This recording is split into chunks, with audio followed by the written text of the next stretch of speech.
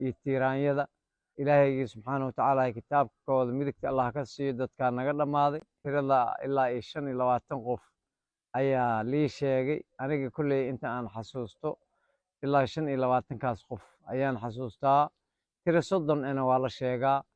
laakiin xaqiiqda dhabta ah waxaa weeye waa soo baxaysaa oo geeridu waa la tiri koobi doonaa dhaawacana waa tii la qaaday qaarna dhaawac fududna way joogaan inta dhaawacan ilaahay caafimaad ha siiyo rabaa shirkan jiraahid aan u qabtay dhib ka jira gobolka oo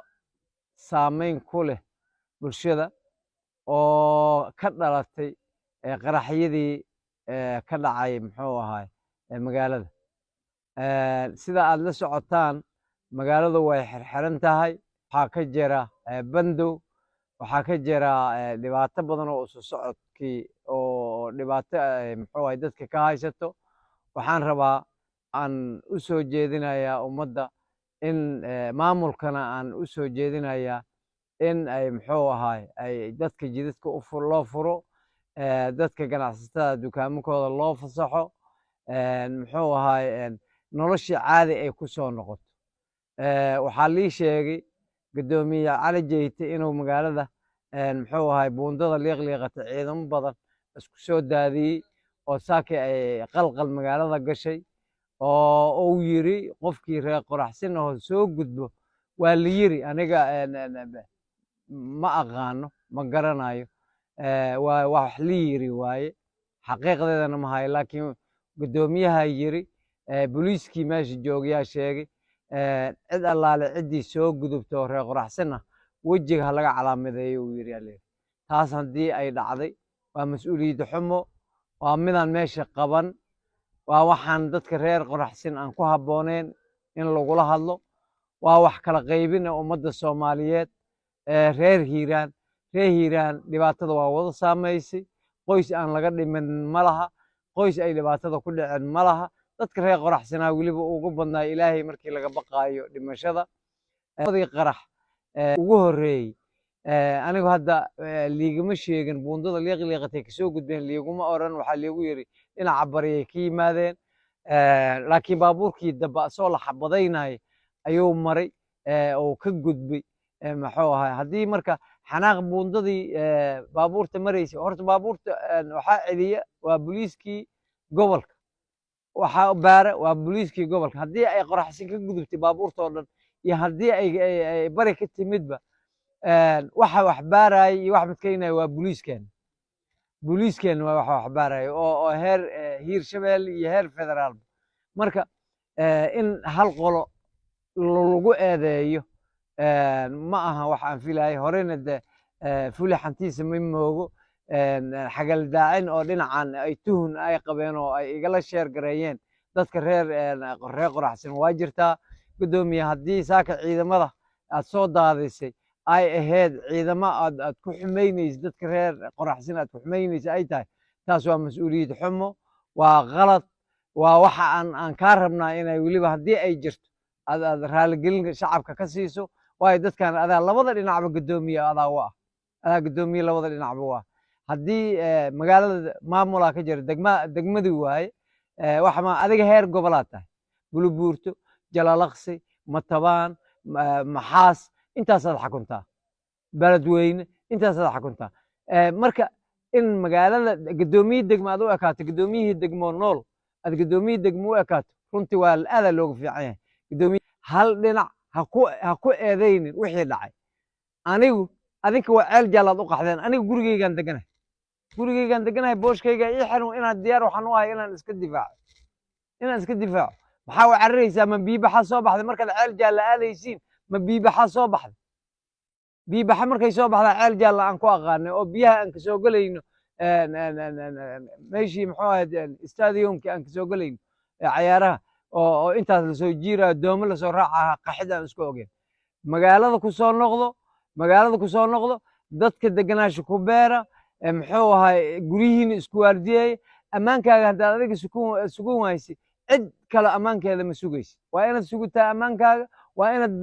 dadka muxuu ahaay aad shacabka kala qaybinin oo aad kalsooni u muujisaa wallaahi oo bilaahi oo tallaahi isimkii ilaahan ku dhaaranaya kan bari ku nool iyo kan qoraxsi ku nool isku siyay iyo xanuujinayeen isku dhiigooda iyo dhiigayga waa isku mid adiga marka xoogow xagal daacinta dhinacaana xoogow lagjegsiga aad samaynayso dhinacaana walaalow dadka ka daa ha kala qaybin ummadda adaa guddoomiye u wada ah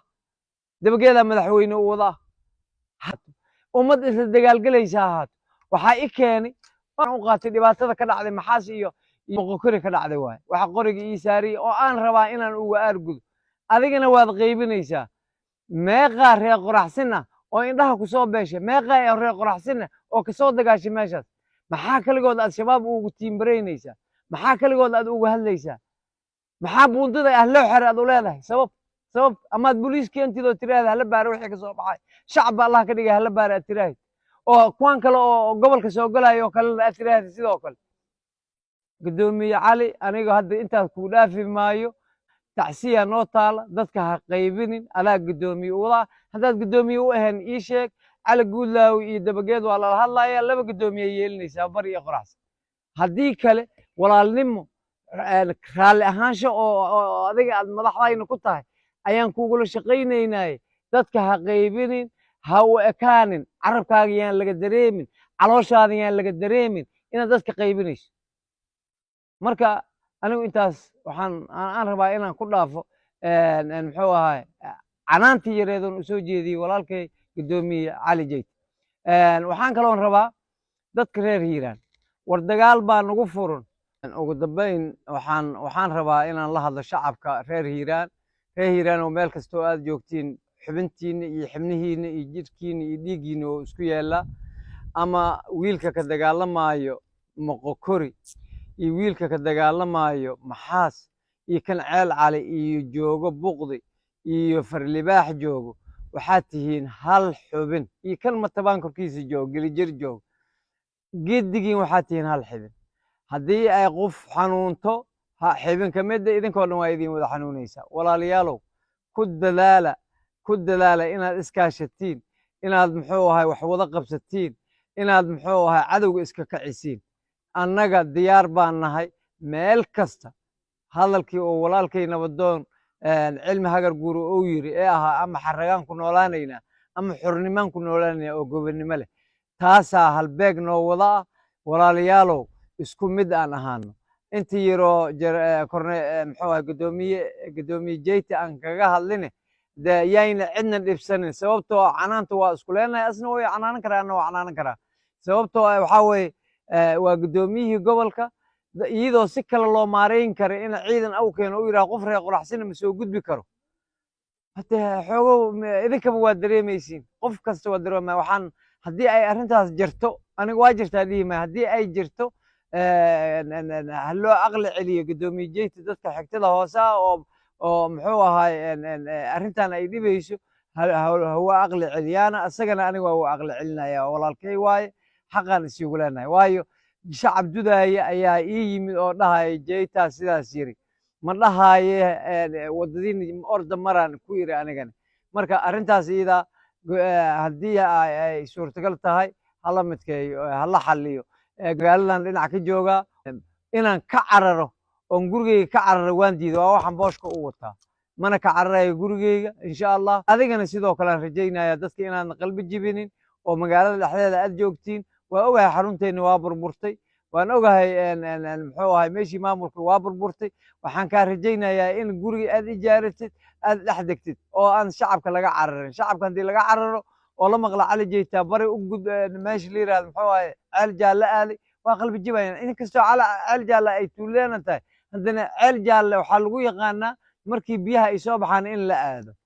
oo qof walba oo reer hiiraanna as aado marka adiga maamulkiyaa tahay marka arrintaas sidaa hala yeelo insha allahu khayran kuu rajaynaya hadalkayga haddii xanaf inaad leeyahay aad u qaadato xanaf male uurkoolli iyo samaanaan kugula hadloohoyaa dadka reer hiiraanna uurgoolli iyo samaanaan kula hadloohoyaa soo dhowaada asalaamu calaykum waraxmatullahi wabarakatu